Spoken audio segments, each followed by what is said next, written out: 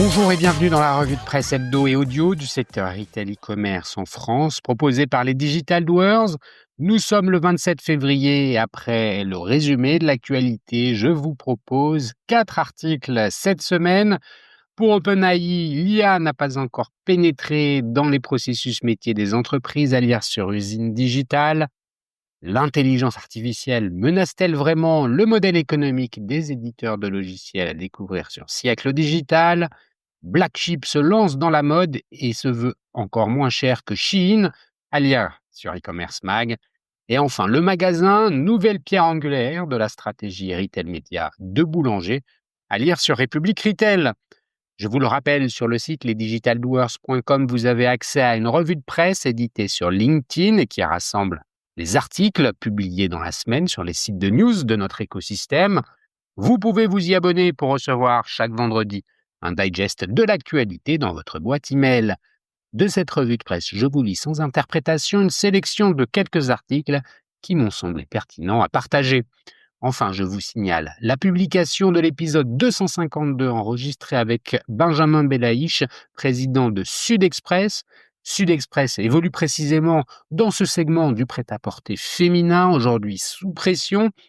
Benjamin revient sur la structuration progressive de l'entreprise, la discipline financière qui guide ses décisions et la transmission familiale officialisée fin 2024. Une conversation qui éclaire de l'intérieur ce que signifie piloter une marque française dans un marché devenu plus exigeant que jamais. Je vous souhaite donc une bonne écoute, évidemment, toujours sans coupure. En synthèse de l'actu, cette semaine, Boulanger accélère sur le retail média en magasin, Shein poursuit ses ouvertures en région dans les BHV, Fnac Darty publie des résultats en légère progression avec des marges en hausse grâce au service. Casino communique partiellement dans l'attente de la renégociation de sa dette. La FEVAD mesure l'usage croissant de l'intelligence artificielle. Dans les parcours d'achat, OpenAI reconnaît que l'IA reste peu intégrée au processus métier. Ces sujets n'ont pas de lien immédiat, pourtant mis bout à bout, ils éclairent les priorités du moment. Chez Boulanger, le point de vente devient un espace média structuré. L'enseigne décrit un dispositif déployé à Anglos, avec écran positionné le long du parcours d'achat et expérimentation d'audio programmatique. L'objectif est explicite, rapprocher l'inventaire publicitaire de l'acte d'achat dans un contexte où la majorité du chiffre d'affaires reste réalisé en magasin. L'étude menée par Values et Immedia Center mentionne une hausse moyenne de 15% du chiffre d'affaires sur 7 campagnes mesurées. Le déploiement doit concerner 75 magasins d'ici la fin de l'année. Shein occupe aussi le terrain physique, mais dans une logique différente. Les ouvertures dans plusieurs BHV de province attirent des clientes curieuses, souvent déjà familières du site. Les reportages évoquent des flux modérés et des écarts perçus entre l'image prix du site et l'offre disponible en magasin, concentrée sur la gamme dite premium. Le magasin sert ici d'exposition et de test. La direction des grands magasins souligne l'enjeu du trafic dans des centres-villes marqués par une vacance commerciale élevée. La question du prix traverse par ailleurs plusieurs articles. Black Sheep annonce une marketplace mode avec une promesse tarifaire plus agressive encore que celle de Shein. Le modèle repose sur une relation directe entre usine et consommateur, avec une commission réduite. Dans le même temps, Reuters décrit la situation de Primark au Royaume-Uni. L'enseigne, historiquement positionnée sur des prix planchers en magasin, a relevé certains seuils tarifaires entre 2023 et 2025.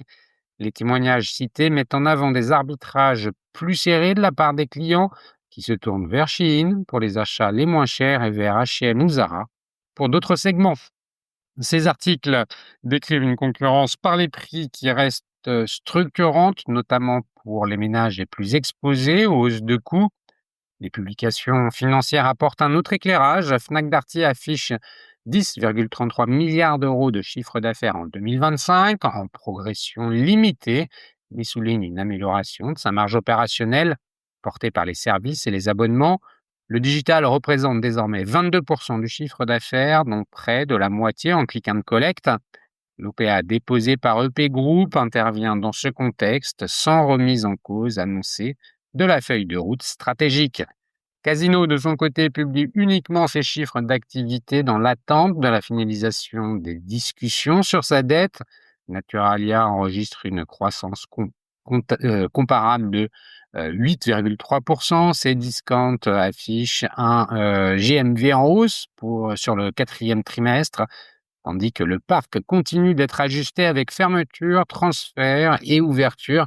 Les articles décrivent un groupe concentré sur la stabilisation de son modèle et la renégociation de ses équilibres financiers. La technologie occupe également une place importante dans l'actualité de la semaine. Selon la FEVA, 31% des cyberacheteurs français déclarent utiliser un outil d'IA générative dans leurs achats en ligne. L'usage concerne principalement la phase amont, comparaison, recherche d'informations, présélection. La confiance diminue au moment du paiement, ce qui renvoie aux questions récurrentes de sécurité et de neutralité commerciale.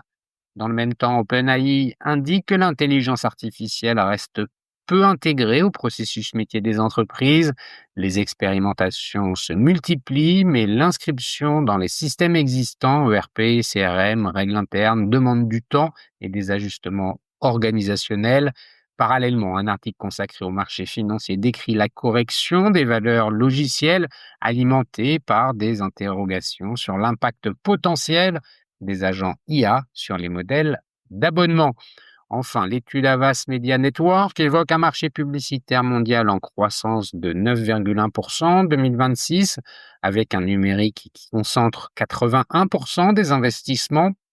La concentration autour de quelques plateformes est rappelée, tandis que les marques explorent à la fois les activations physiques et les dispositifs digitaux enrichis par l'IA. Au fil des articles, 3 préoccupations apparaissent de manière récurrente: la capacité à monétiser l'audience, y compris en magasin, la pression sur les prix dans certains segments, en particulier la mode, la recherche d'une rentabilité plus solide dans un environnement perçu comme incertain.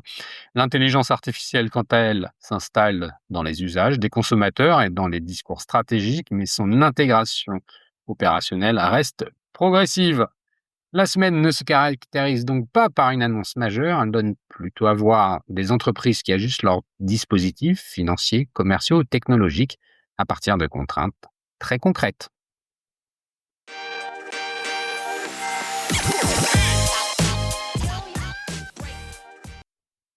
Pour OpenAI, l'IA n'a pas encore pénétré dans le processus métier des entreprises, à lire sur l'usine digitale en date du 25 février. Le défi pour OpenAI cette année n'est plus de prouver la puissance de ces modèles d'IA, mais leur capacité à s'inscrire dans la complexité du monde de l'entreprise. Loin de remplacer les ERP et autres CRM, les agents IA vont surtout devoir s'y intégrer. Nous n'avons pas encore réellement constaté de pénétration de l'IA dans les processus métiers des entreprises. Le constat est signé Brad Lightcap, directeur des opérations d'OpenAI, qui tranche avec l'engouement autour des agents autonomes et de la fin annoncée par certains de l'ère du SaaS. Des propos relayés par TechCrunch qui interviennent dans la foulée du lancement de Frontier par la société de Sam Altman début février 2026, une plateforme pensée pour industrialiser la création et la gestion de collègues IA en entreprise. L'ambition annoncée est de dépasser le simple usage individuel de ChatGPT pour orchestrer des agents capables d'exécuter des tâches de bout en bout, comme interroger un CRM, appliquer des règles internes, ou encore mettre à jour des systèmes et ne solliciter un humain qu'en cas de besoin. L'outil individuel au système organisationnel. Selon le rapport McKinsey Global Survey, 88% des organisations indiquent en effet utiliser l'IA dans au moins une fonction métier, un chiffre en hausse de 78% en 2024, mais en phase expérimentale ou pilote pour les 2 tiers d'entre elles. Si les modèles sont désormais largement adoptés dans la vie quotidienne, ils peinent encore à s'insérer dans le monde de l'entreprise. On dispose de systèmes d'IA très puissants que chacun peut utiliser à titre individuel. Or, les entreprises sont des organisations extrêmement complexes, composées de nombreuses personnes et équipes qui doivent collaborer dans un contexte riche. Elles doivent atteindre des objectifs très complexes à l'aide de nombreux systèmes et outils différents. Analyse Brad Lightcap. Il est question aussi de résultats concrets, car si 64% des organisations notent des gains en innovation et bénéfices cas d'usage, mais seulement 39% observent un impact EBIT mesurable au niveau entreprise. Et c'est là où OpenAI affirme vouloir mesurer l'impact de Frontier, non pas par le nombre de licences par utilisateur, mais sur sa capacité à produire des gains mesurables et durables, comme la réduction de délais, l'automatisation de flux ou encore l'amélioration de la qualité de service.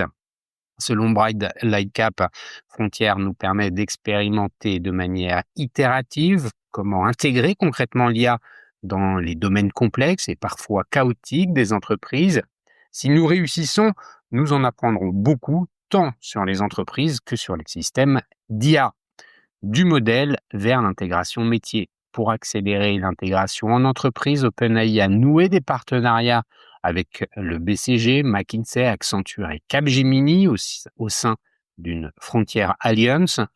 L'objectif est d'aider les entreprises à déployer ces fameux AI Corners en intégrant l'IA générative dans les processus métiers, mais aussi en la connectant aux données et aux outils existants.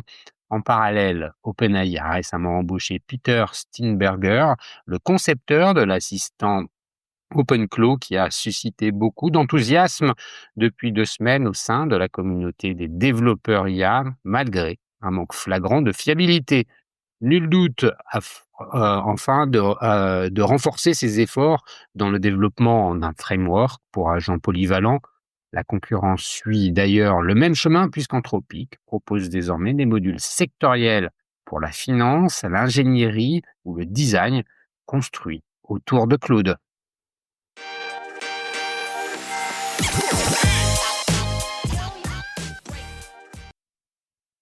L'intelligence artificielle menace-t-elle vraiment le modèle économique des éditeurs de logiciels, à lire sur siècledigital.fr en date du 26 février?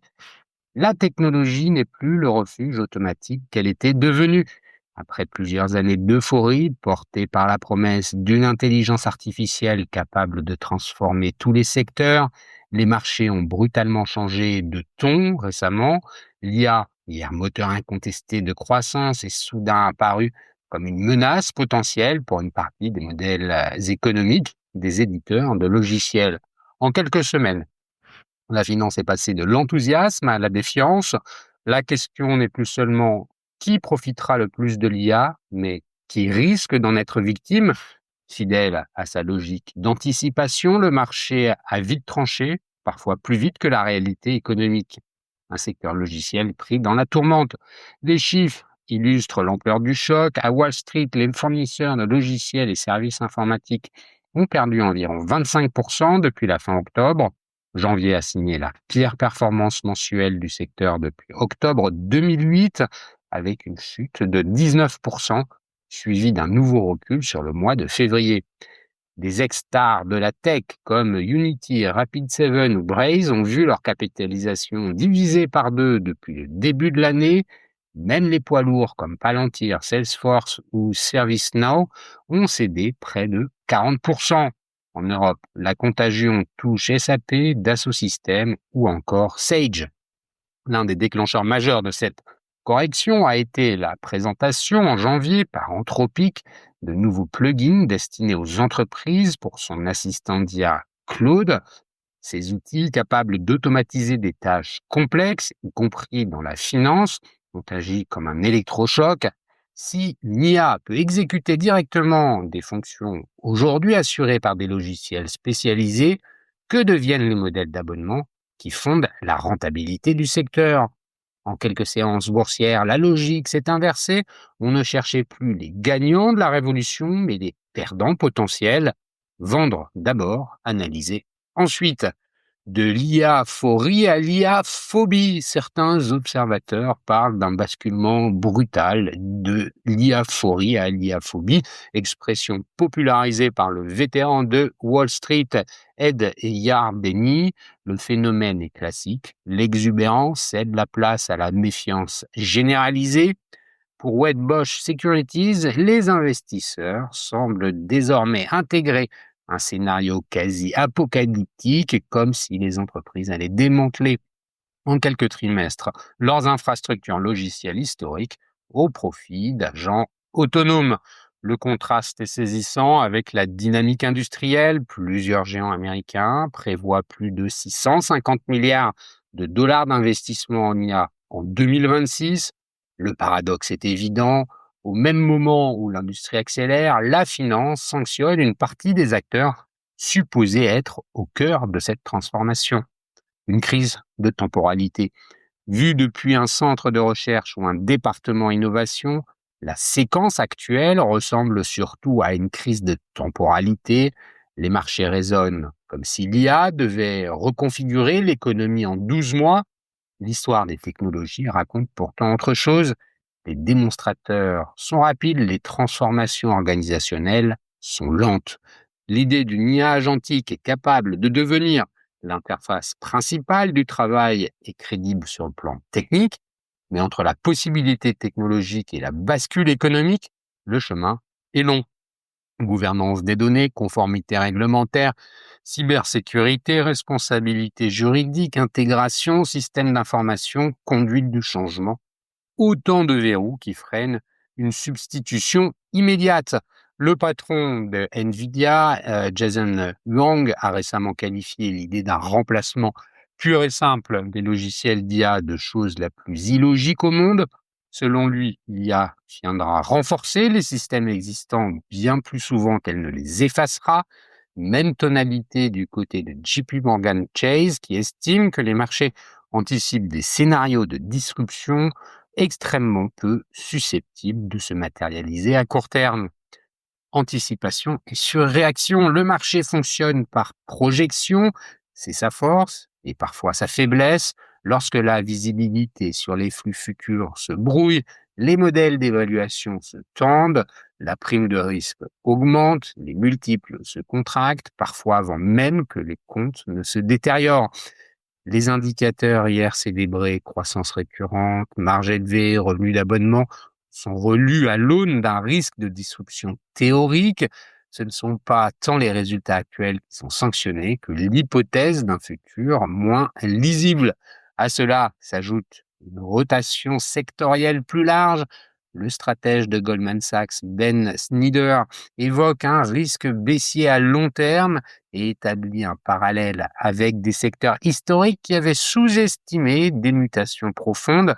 Les capitaux se déplacent vers des valeurs jugées plus cycliques ou plus ancrées dans l'économie réelle. Intégration plutôt que substitution. Le récit d'une disparition rapide des logiciels comporte un angle mort. La transformation technologique passe souvent par l'intégration progressive plutôt que par la substitution frontale. En Europe, des groupes de services informatiques comme Atos, Capgemini et Sopra Steria jouent un rôle charnière. Leur modèle repose sur l'intégration et la sécurisation des systèmes d'information. L'IA ne serait donc pas une menace, mais représente plutôt une opportunité structurelle afin d'accompagner la nécessaire transformation digitale des entreprises avec l'IA.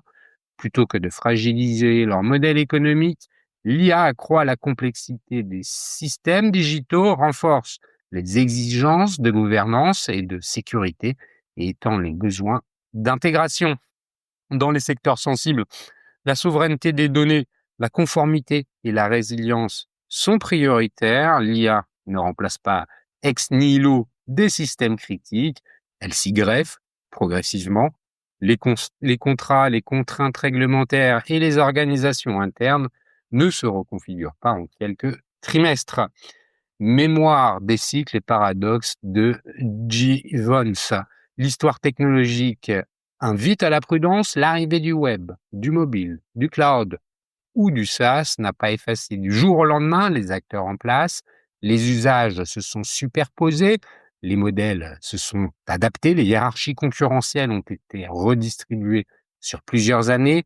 Les questions, si l'agent fait le travail, à quoi sert le logiciel, à quoi servent les services informatiques, sont légitimes, mais les entreprises n'achètent pas seulement une interface, elles achètent du support, de la sécurité, de la conformité, des garanties de service et de la responsabilité contractuelle. Un détour par le paradoxe de Jevons éclaire aussi le débat. Au XIXe siècle, l'économiste William Stanley Jevons observait qu'une amélioration de l'efficacité d'une ressource pouvait accroître et non réduire sa consommation totale. Appliqué à l'IA, cela suggère qu'une baisse du coût d'usage et une hausse de performance pourraient élargir le marché grâce aux services informatiques au lieu de le contracter. Des outils plus efficaces peuvent stimuler la demande, multiplier les cas d'usage et faire émerger de nouvelles couches applicatives et des besoins d'intégration dans les systèmes. Le marché, lui, oscille entre euphorie et panique, mais l'économie réelle avance à un rythme différent. Entre la démonstration technologique et la refonte des modèles d'affaires, le temps long reste souvent le juge de paix.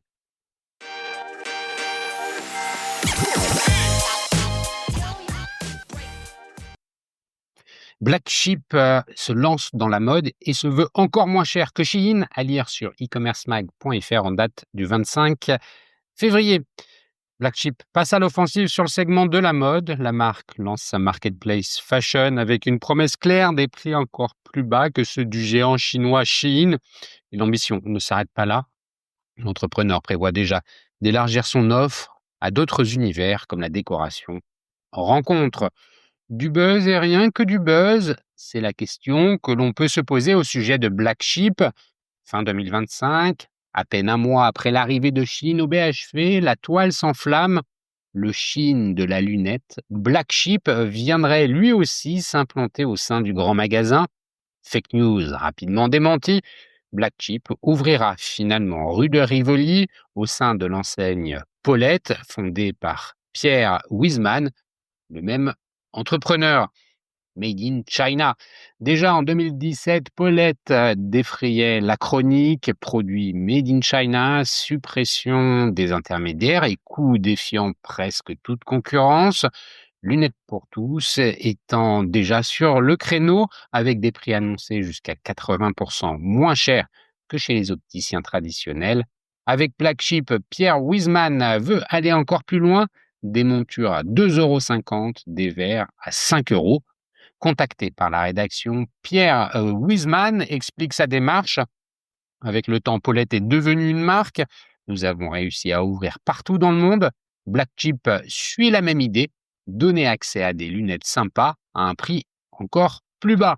Et d'ajouter, tout ce que l'on raconte en Europe ou aux États-Unis concernant la Chine est faux. Ce que l'on dit être made in France, par exemple, est fabriqué également en Chine d'une façon ou d'une autre. Il ne s'agit que de méthode marketing pour marger. Ce que l'on vend en France, environ 60 €, ne vaut en coût de production que 10 €. Mais moi, au moins, j'assume, je suis transparent, c'est made in China et je donne accès aux produits à leur juste prix, estime-t-il, vers une marketplace globale.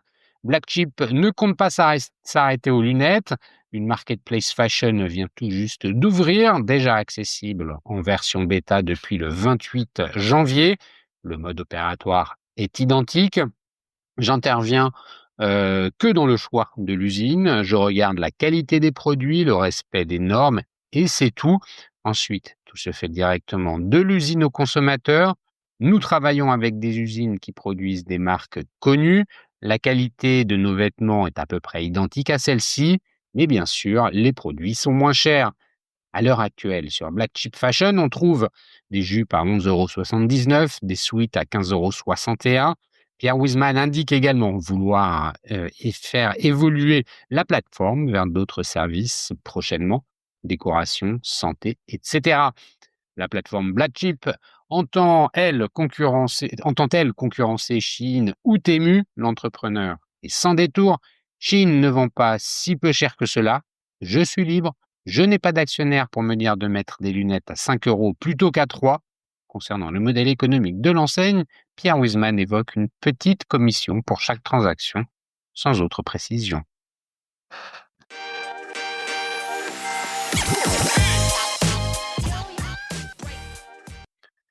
Le magasin nouvelle pierre angulaire de la stratégie retail média de Boulanger, à lire sur republicretail.fr en date du 26 février.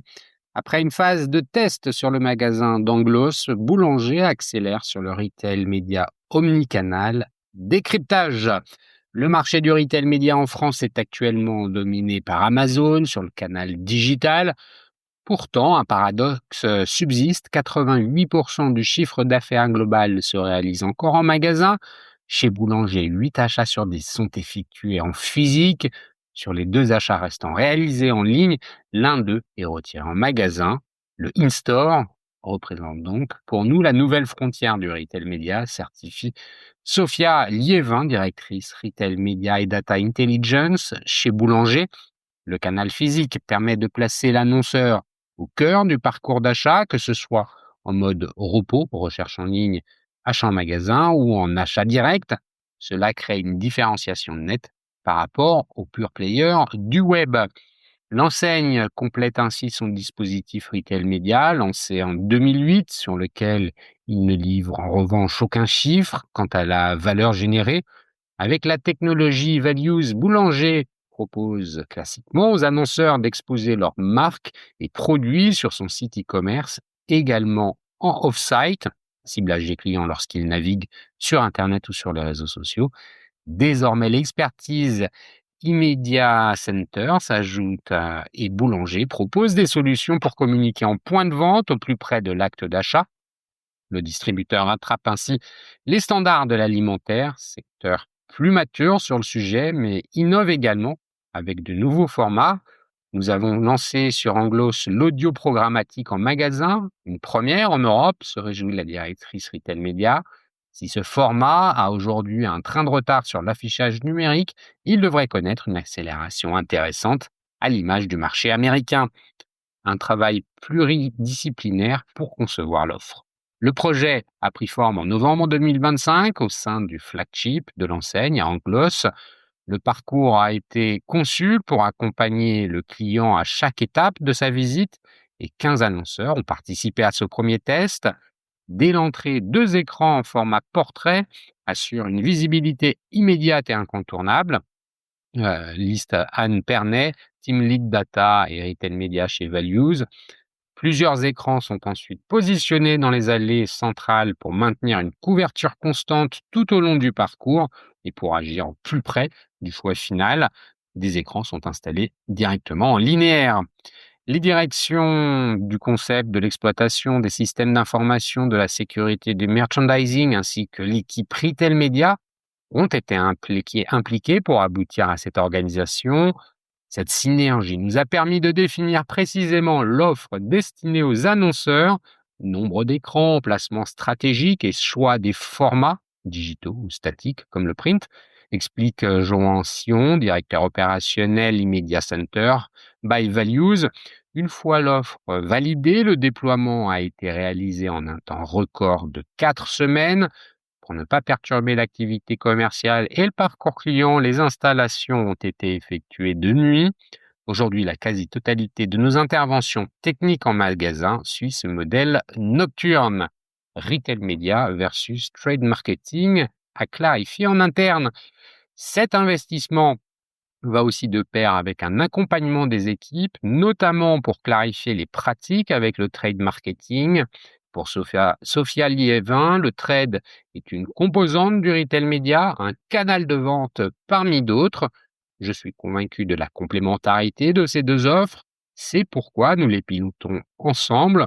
Notre approche est globale et intègre le trade, le retail média et le data sharing sans aucune frontière. Ainsi, les équipes en charge de l'offre sont accompagnées sur l'ensemble du cadre de coopération commerciale, de la définition de la stratégie au pricing jusqu'à l'exécution. Et pour la dimension régie du retail média, Boulanger se repose sur l'expertise de Values et d'Media Center qui pilotent les inventaires et les campagnes et cible plutôt les annonceurs captifs, autrement dit, les marques vendues dans le magasin. C'est notre priorité dans cette première phase de déploiement, précise Anne Pernet. Nous pourrons faire évoluer l'offre, mais le hors captif se prête mieux sur les écrans qui seront installés en vitrine. Côté équipement, au-delà des écrans classiques, de nouveaux formats ont été ajoutés, dont l'audio, mais aussi des produits issus de l'activité historique de retailer, comme l'habillage des panières ou encore l'électrophanie sur les façades des magasins. Toutefois, nous ne cherchons pas à multiplier le nombre de leviers ou à proposer un catalogue exhaustif, pointe Sophia Liévin. Notre stratégie repose sur la sélection de formats complémentaires et performants pour l'annonceur et les mieux perçus par les clients. Ce dernier point est un sujet important et clé du succès du retail média omnicanal pour Boulanger, Values et Imedia Center. Le retail média doit s'intégrer de manière homogène et non intrusive dans l'expérience globale, insiste Sophia Liévin.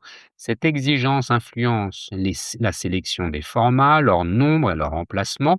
Par ailleurs, les écrans ne diffusent pas uniquement des contenus publicitaires, les boucles de diffusion intègrent également nos animations commerciales ou encore la présentation des services et des engagements RSE de Boulanger. Des effets immédiats sur les ventes et l'expérience client. Pour évaluer la pertinence de son dispositif, Values et Imedia Center ont mené une étude auprès d'un panel d'acheteurs médias, de clients et de collaborateurs présents au magasin. Elle valide la pertinence du dispositif. Ainsi, selon les résultats, 64% des acheteurs d'eau et Retail Media prévoient d'augmenter leurs investissements publicitaires. Du côté des clients, 72% considèrent que les écrans participent à l'expérience de visite et 74% estiment qu'ils facilitent la découverte de nouveaux produits. Sur un échantillon de cette campagne mesurée, une hausse moyenne de 15% du chiffre d'affaires a été enregistrée. Face à ce succès, Boulanger accélère mais ne se précipite pas.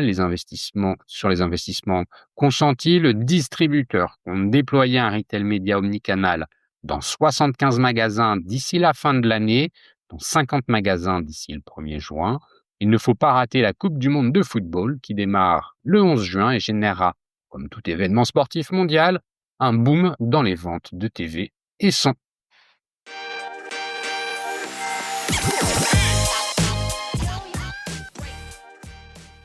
Et voilà, c'est fini pour cette semaine. Merci de m'avoir écouté. N'oublie pas de vous abonner à la revue de presse sur le site lesdigitaldoers.com. Si vous aimez l'exercice de cette revue de presse Retail e-commerce dans sa vision audio, n'hésitez pas à me le faire savoir en m'envoyant des messages sur LinkedIn et mieux encore en la faisant connaître autour de vous. Enfin, un dernier message d'auto-promo avec les Digital Doers. Je produis des chaînes de podcasts thématiques pour les prestataires de services de notre écosystème. Donc, si vous souhaitez animer la prise de parole de votre marché, c'est l'occasion d'inviter des clients et des prospects à venir converser avec vous autour de votre proposition de valeur. Vous êtes intéressé, alors contactez-moi.